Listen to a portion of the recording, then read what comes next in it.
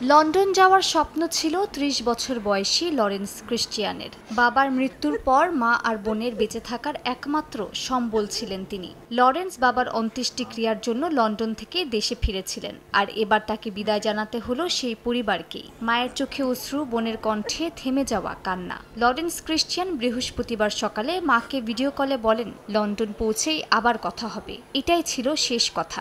এরপরই আহমেদাবাদ আন্তর্জাতিক বিমানবন্দর থেকে উড্ডয়নের কিছুক্ষণের মধ্যেই বিমানটি বিধ্বস্ত হয়। আমার ছেলে আমাকে বলেছিল আমি যেন যে কোনো চিকিৎসার খরচের কথা তাকে জানাই, সে টাকা পাঠাবে। আমার ছেলে এও বলেছিল খুব শিগগিরই ফিরে এসে আমাকে সঙ্গে করে নিয়ে যাবে এবং লন্ডনে গিয়ে আমার চিকিৎসা করাবে।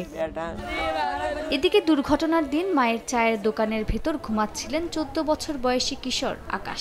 এই সময় যেন প্রকৃত অর্থেই তার পরিবারের ওপর আকাশ ভেঙে পড়ে। বিমান বিধ্বস্তের ঘটনায় কিশোরটির মা প্রাণে রক্ষা পেলেও নিহত হন আকাশ।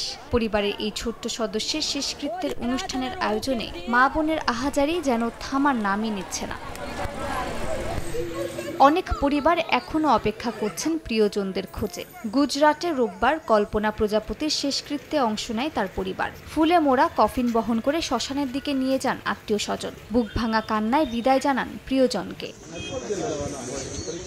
ঘটনার ৩ দিন পর রোববার ঘটনাস্থলে পৌঁছান বোয়িং, FAA এবং US ন্যাশনাল ট্রান্সপোর্ট সেফটি বোর্ডের কর্মকর্তারা। তারা ঘটনাস্থল ঘুরে দেখেন, যেখানে ১২ জুন সকালে আহমেদাবাদে উড্ডয়নে কিছুক্ষণ পরে বিধ্বস্ত হয় বোয়িং 7878 ড্রিমলাইনারটি। ভারতের বেসামরিক বিমান চলাচল মন্ত্রণালয় জানিয়েছে, দেশ জুড়ে বোয়িং 787 বহরের জরুরি পরিদর্শন শুরু হয়েছে। তদন্তে উড্ডয়নের সময় ল্যান্ডিং গিয়ার খোলা থাকার বিষয়টি উঠে আসে। এছাড়া থ্রাস্ট ও ফ্ল্যাপ নিয়েও সমস্যার ইঙ্গিত মিলেছে।